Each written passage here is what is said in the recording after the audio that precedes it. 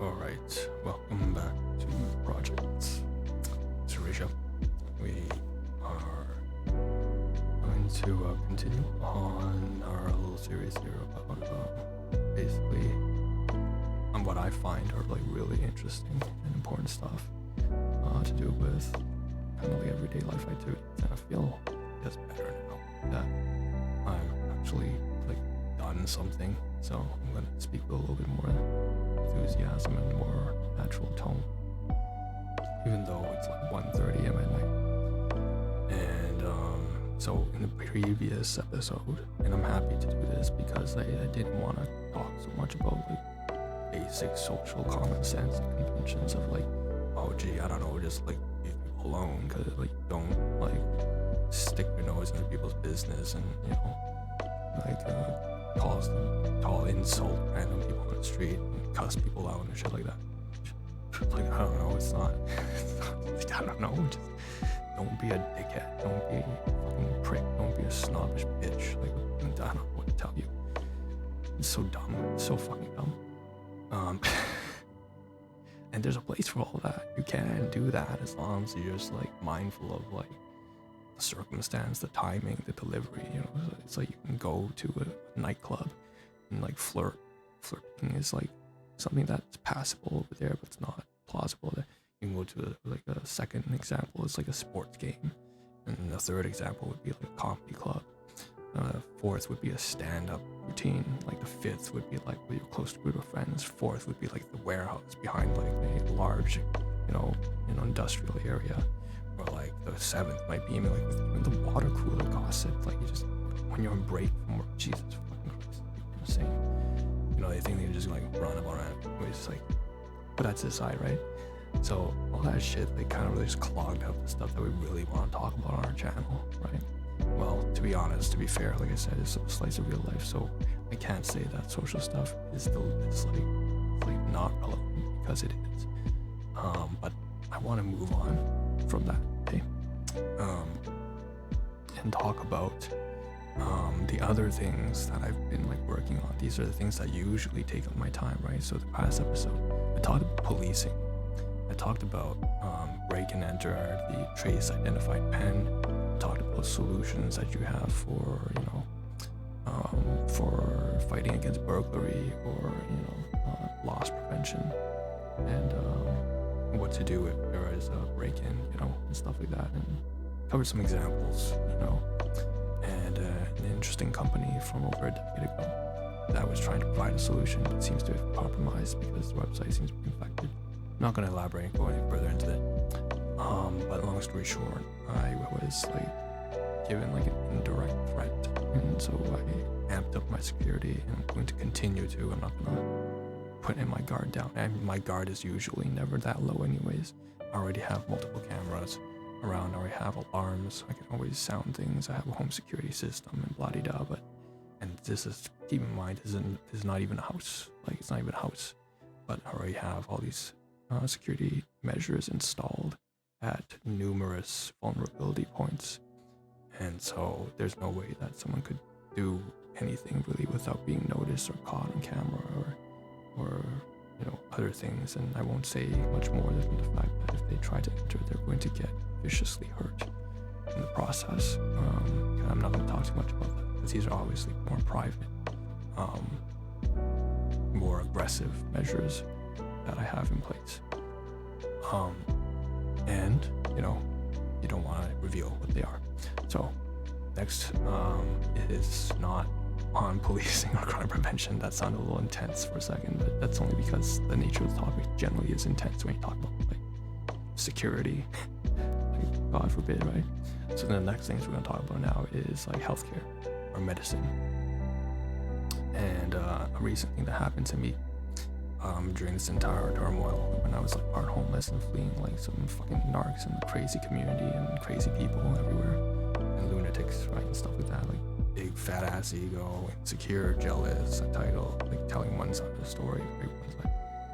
So is that during that ordeal, I did go to like shelters and stuff like that, and I did have to like fend off a lot of like very nasty attention from all the wrong people. And along the way, I did get injured and stuff like that. And so somewhere down the line, I was seeing my family doctor, and he says, have a higher measure of like testosterone. And it's like, well, that makes sense, I suppose, right? If you're in like fight or flight all the time, it's like having high cortisol, which is increased stress, right? So there's some tests I ran, and basically, long story short, I had to go to see a specialist. And so what we're going to do over the next 6 tabs is cover, different things I was trying to learn about different organizations related to medicine and healthcare. And these are actually local medical institutions within my area. So this is, in this case, the TGH. And I want to find the history of the TGH. So this is going to be the first tab here. I want to see what the history of these subsidiaries and the original institution was. And so the hospital was amalgamated with the Ontario Cancer Institute, or Princess Margaret Hospital, in 1998 apparently. And in 99 it was officially changed and dubbed into the University Health Network. And again, this says exactly where the location is, but I'm not going to detail. I'm going to say it. Long story short, if you know, in my area. It also tells me, I think somewhere on one of these articles when it's found it. So on the side here in Wikipedia, Google says the TGH is a major teaching hospital in Ontario, Canada, and the flagship campus of the University Health Network. And to give the contact information, here the address, hours, open 24/7. Obviously, it's a publicly funded hospital. So, and I opened in 2002. It was founded in 1812, so that's over 2 centuries now at this point. It's been open for more than 200 years. And I will say that I wasn't aware actually until now, that the University Health Network, the UHN General Hospital, is ranked number 3, the third, best comprehensive hospital in the world, or whatever it is.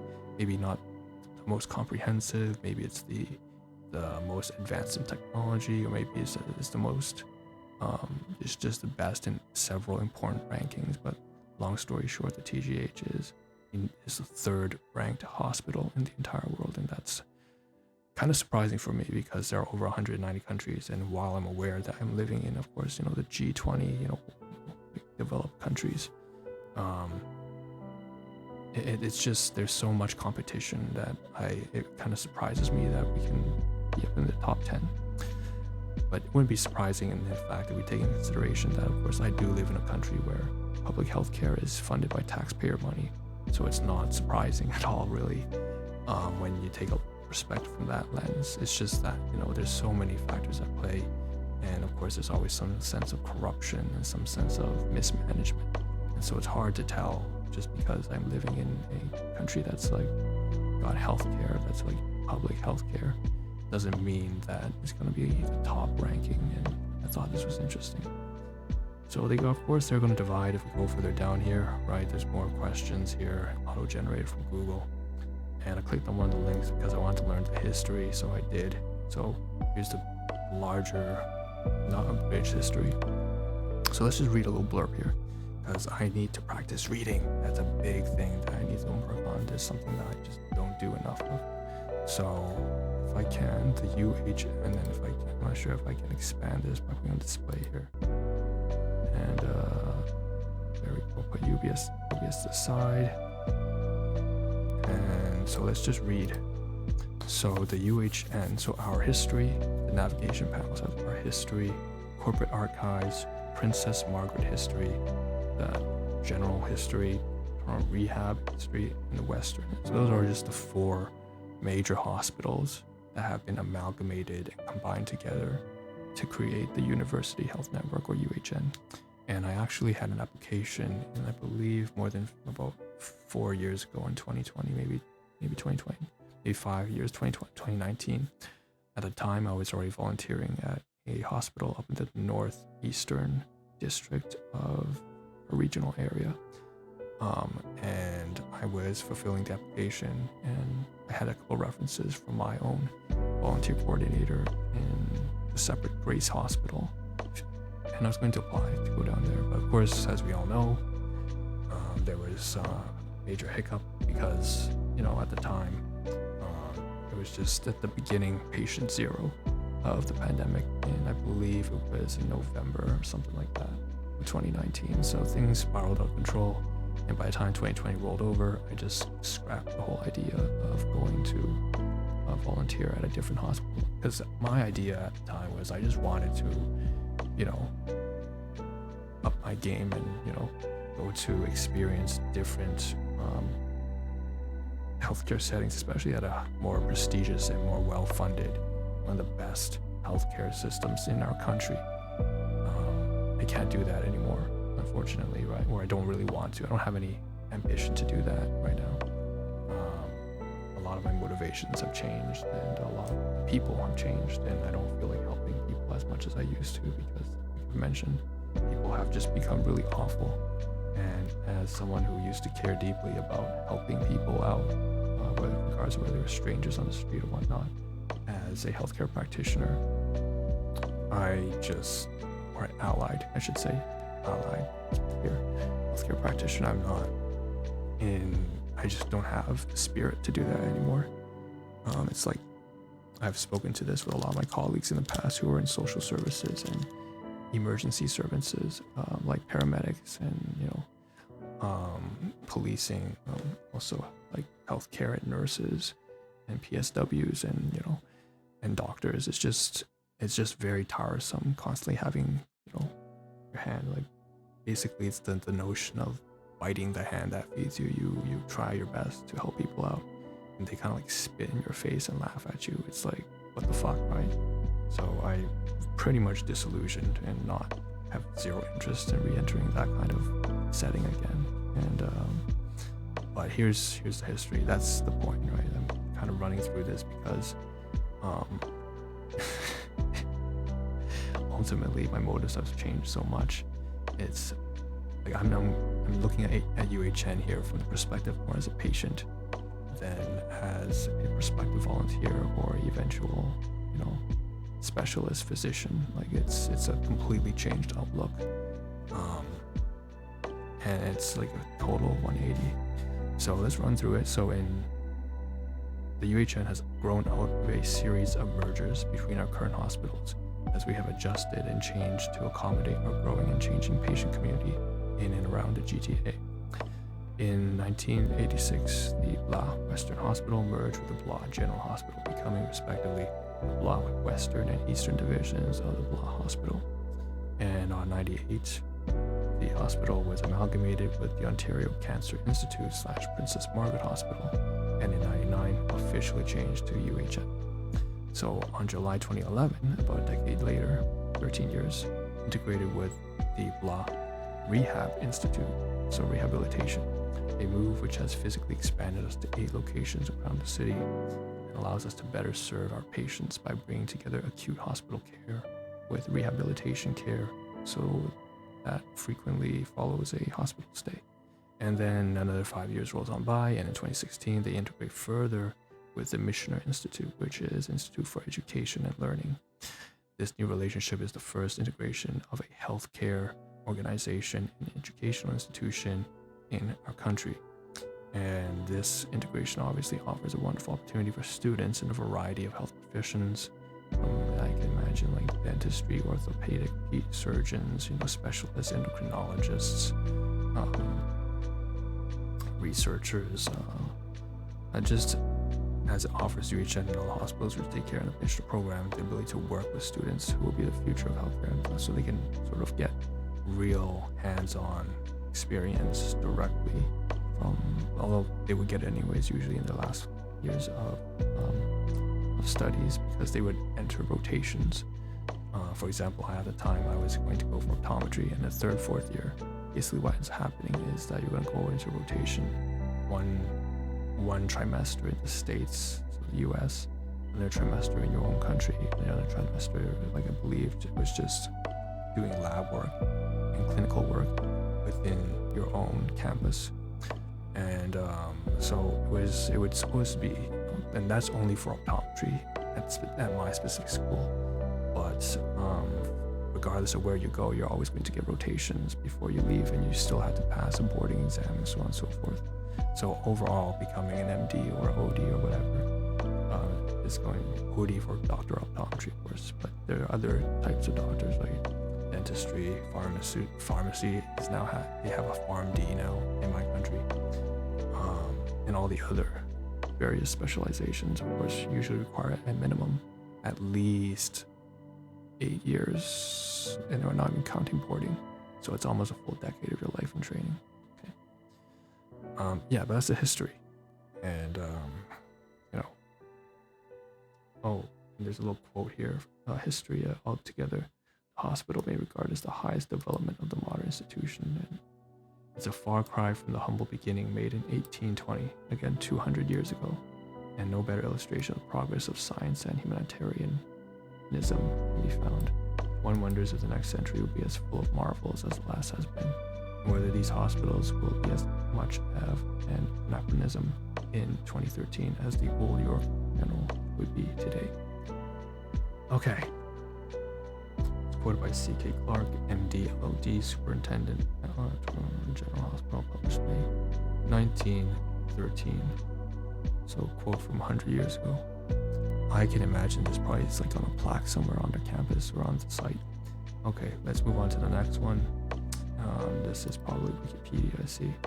So the history, and yeah.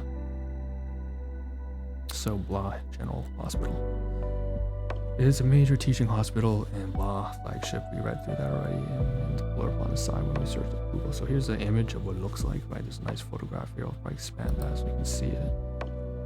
And so that is, I wonder if there's a date here because times change, right? The hospital doesn't look the same all the time. This does look a little bit out of date, honestly. I don't see it. Here's a little, oh, that's definitely out of date, but yeah, look at that. Holy shit. That's a drawing, I guess, of what it used to look like. It looks almost like a cathedral. But keep in mind, that's like when, back in the day, hospitals had psychiatric units, and psychiatric units were like asylums, right, for the mentally insane. They would dub it, so there's a lot of derogatory terminology to describe people who were like crazy and lunatics, which, honestly, let's be honest, people still say that nowadays, right? People still say you're crazy, you're demented, you're retarded, like, you know, people still do that. But obviously, it doesn't carry the same amount of actual stigma that there was back then, 200 years ago. And of course, what I'm referring to is basically the fact that this looks a little bit like a cathedral or an asylum. That's because some of the departments probably were. And there was a time, in fact, that medicine was associated with religion. So a lot of doctors would, prescribe illnesses and disease because there wasn't the advent of microbiology. Of course, this goes further back, probably about like 500 years. I can't remember how long it was. This is further, of course, this isn't relevant to 1895. This is the drawing that was provided from 1895, it says. But if you go way back, basically, there was a time, maybe like, 1400s, basically doctors were really people who would diagnose not through bacterial cells or infection or viruses or fungi or parasites. They would diagnose on the basis of spiritual contamination. So things like what was it called? Not lymph, I can't remember. It's a Shakespearean term. When you think of what do you call? Yeah, Shakespeare in the Victorian age gave it a good example in Hamlet, right? Hamlet and Macbeth, where they speak about bile. It's like bile. The humors, there's like red, yellow, black humors, and out of balance and stuff like that. I'm not gonna dive too much further into it. There's also another theory of disease. I can't remember how long this was ago, but another one was miasma. So the theory of miasma, like evil aura, fog, kind of spiritual entities sinking down and then contaminating people's souls, and that would make people sick. So that's what they thought of things like the Black Plague and stuff like that. And so doctors really kind of doubled as like priests at the time. It's very interesting. I promise you. But of course, I'm sure most of you learn a little bit of this stuff when you're at like school and stuff, and I find it really interesting. just depends on your teacher and how you teach, or your professor, your instructor, and whether you yourself are an avid teacher of the self, whether you learn or you're an avid learner, and have an open mind. Because I can tell you, a lot of times I just learn from just diving in and reading full-on fucking textbooks. I just would consume textbooks and novels and fiction and non-fiction, and I just devoured books at the time back in the day. Okay, so the emergency department now treats 28,065 persons each year, and while the hospital also houses a major transplantation service for Ontario for the province, performing heart, lung, kidney, liver, pancreas, and small intestine, among others, for patients referred to all over blah. This hospital is the largest organ transplant center in North America, performing over 639 transplants in a single year in 2017.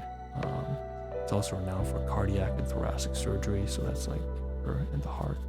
Cardiovascular, the world's first single and double lung transplants were performed at this hospital. Wow. In 1983 and 1986. And that, I guess, I was just reading that. Why is that? And I guess it's not surprising, actually, given the fact that they're transplanting lungs. So the fact that the patient didn't just die, they managed to keep them oxygenated during the entire process is, wow. That's interesting for me. It was done by Tyrone David at TGH in 92. That's an iconic day for me, I won't say why. The lung transplant program is currently the largest in the world, and so on and so forth. I'm not going to go through all this, but let's look at some details on the side. The system. So, gotta keep the laughter down. It's again, it's like 1:30 a.m. But what made me chuckle is basically it says the healthcare system is Medicare. We don't have Medicare in my country. But anyways, I'm just gonna fucking Medicare. We don't have Medicare. Anyways, affiliated. Okay, emergency department beds, 71. It opened in 1812. Again, website www.uhn.ca/hospital/tgh. Okay, that's Wikipedia there. All right, the next one is the actual website. So here we are at UHN, right, the #1 hospital in our entire country, and ranking number 3 in the world apparently in 2024. So related links, right? They have a good, nice photograph here of, the downtown core, which is actually really close to where I live. So related links, getting to and around Toronto General Hospital, accessibility services, UHN smoke-free programs here at TGH, clinics and inpatient units. I used to direct a lot of people to the outpatient unit at my smaller hospital up by Grace Hospital. If you know, you know. Hashimura Transplant Center, and I met a lot of great colleagues. A lot of my friends actually came from just volunteering there, right? That's what it was. And of course, again, these were mostly retirees. That's another reason among many reasons that a lot of my friends were like 60, 70, 80 years old is because, if they're volunteering, it's because they're retired. And some of them were nurses, another was like a military vet serving from the States in the Afghan war for over a decade. We'll talk about some of these stories, endless stories I have of people I really cherish. But yeah, going there, I volunteered patient registration and outpatient and emergency, and sometimes I would bring patients all over the place, right? Because there are a lot of people here who, by unfortunate circumstances, which is through age, end up on a wheelchair bound, or they are in crutches, and they need some guidance. Okay, so going further down, programs at TGH, clinics, inpatients, emergency department, the Hashimura Transplant Center, medicine program, Peter Monk Cardiac Center, surgery, critical care. I always find it interesting to learn about, the name of the departments usually represent, a very influential person who had either was a philanthropist and donated a lot of money to a certain department because they had a loved one who was suffering from a kidney disorder or something of that sort, and therefore decided to donate as a wealthy, business person, a chunk towards charity in founding, say, a dialysis unit. That's just, I completely made that up, but that's a great example of what actually happens. Hence why you see these like the Ajmera Transplant Center or the Peter Monk Cardiac Center. It's usually a physician or a specialist, a doctor, or a family member or a patient who decide to contribute significant amounts of funding towards a cause dedicated to benefiting other people who are suffering through similar ordeals. Emergency department, you give the address here, having surgery at TGH, amenities at Toronto Hospital, patient and family services, spiritual care, health information, patient education, blah-de-da. Accounts receivable, health records. Used to go to health records a lot actually when I was at my place. Me and my colleague would occasionally get called to health records to assist with some patient requests, and I kind of miss it because like it was really quiet. It was just me giving some experiences. When I would go to health records, it was in the basement floor, and there underneath there, I always like going down and just to sit there and chill because I would always arrive early, and it was a very nice and peaceful and quiet place. And next to it was a large room, it's like a conference room for meetings, and I remember doing my orientation in there. And amenities at Toronto General, food and retail. That's always a pain in the ass, I'm not gonna lie, it kind of sucks. Or food services, no matter where you work, it's just difficult. It's a difficult fucking job. So a lot of respect to people who can work there. It's always but of course that also means that kind of there's a lot of chance that it will devolve into like kind of like a toxic work environment. But it's kind of inevitable because when you're doing jobs that are just tough and gross and disgusting, and you know people get sick all the time, especially if you're working in food services department inside a hospital and you're feeding patients who have like contaminant have like infectious disease and so on and so forth, right? It's just not a really great job. Information security, lost and found, activities, relaxation, patient and family library. Okay, what was that? Okay, we have 3 more pages. Contact University Health Network. How can we help you today? So this is the webpage of the website that provides all of the phone numbers and addresses for the various amalgamated hospitals that came together to form this health network. So we have the Princess Margaret, we have the General, Western, and Rehabilitation Institute. And the numbers are there, the information line, the phone line, of course, business hours, standard, looking like 9 to 5 is 8 to 4:30.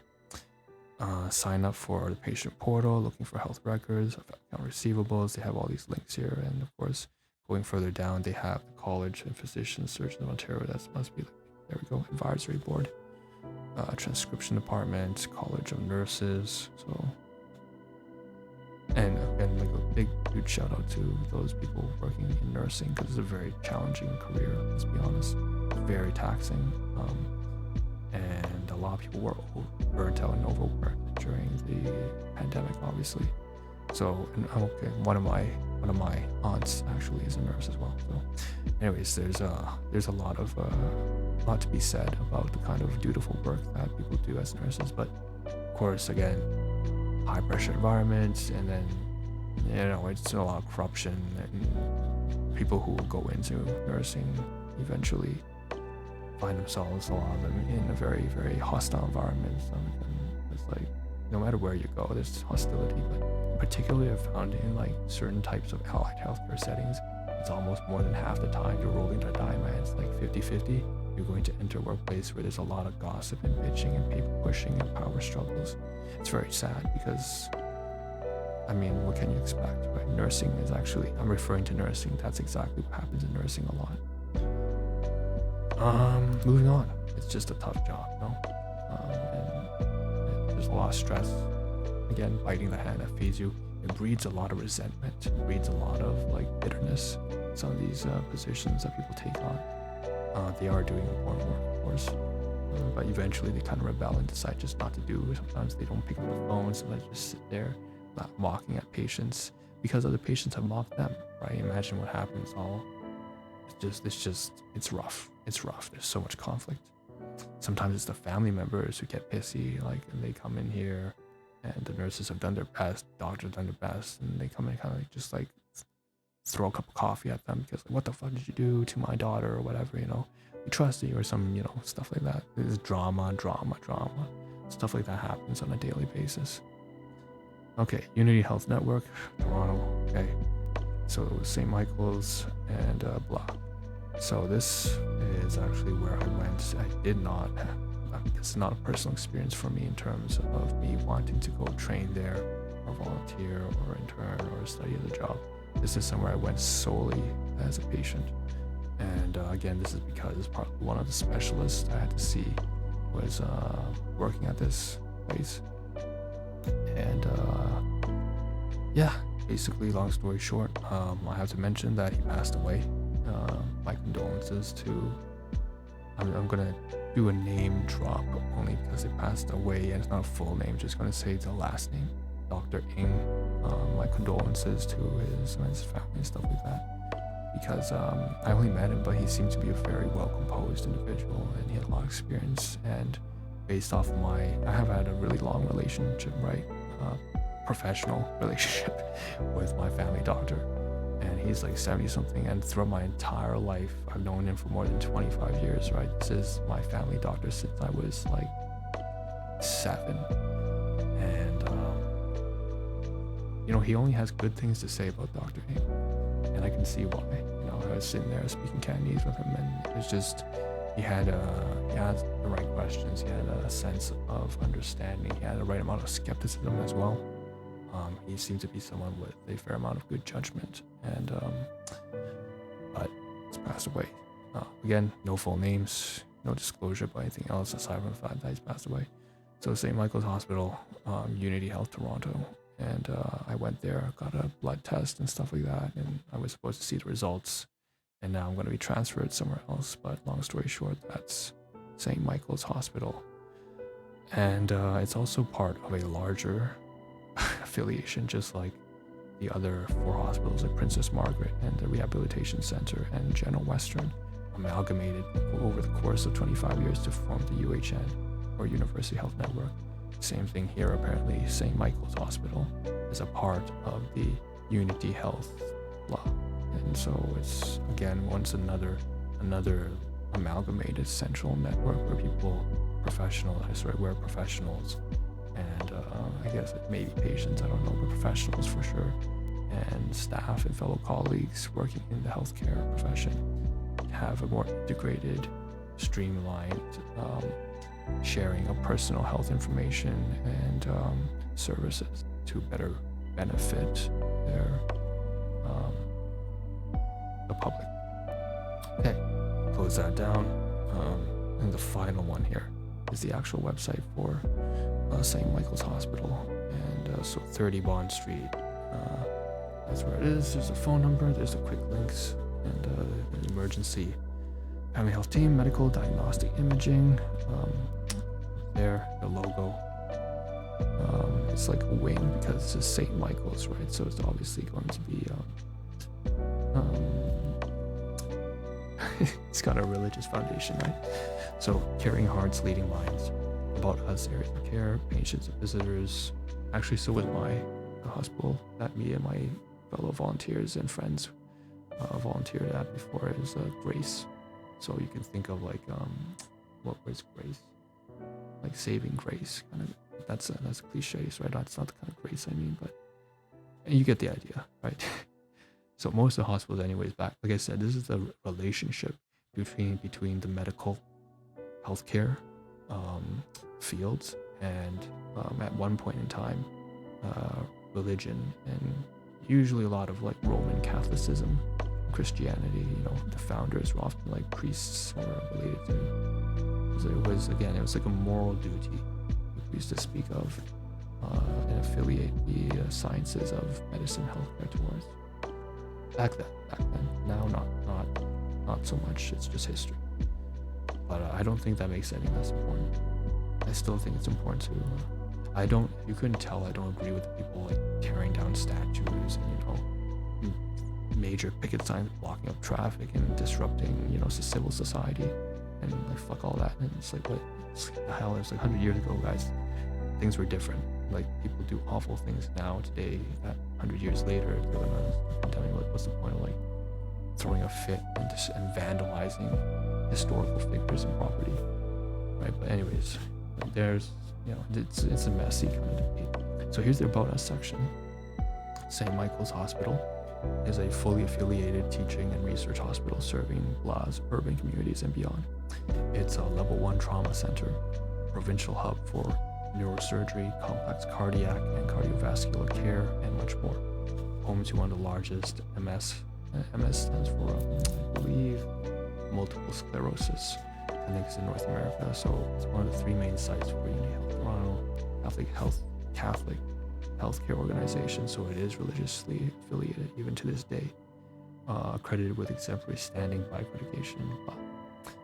UHS, Unity Health Services span the city of Blah and range from primary care to highly specialized care for complex medical cases, post-acute care, rehabilitation, palliative, and long-term care. We advance excellence in healthcare through education, research, and innovation. Okay. Instruction alerts, please be advised that blah-de-da. So they're just giving a little notice there on transport. So that's where I'm going to leave it. This is probably running on to half an hour now at this point. But I have no regrets here because, like I said, I have always had a very fond perspective of healthcare. It's one of what I believe to be one of the main core domains of life, right? Like, say, relationships, purpose, health, finance, so on and so forth. Health is always one of them. Medicine is like a branch underneath that. So aside from nutrition and sleep and rest or whatever. Anyways, with that being said, I'm going to end it off here. Thanks for tuning in. And the next time, I think we're going to cover internet, cybersecurity, not cybersecurity. Well, we'll cover the internet. Okay, we'll start covering that. All right, so you guys have fun. That's it. I should probably go sleep once I finish uploading this stuff. It's gonna be a while. Cheers.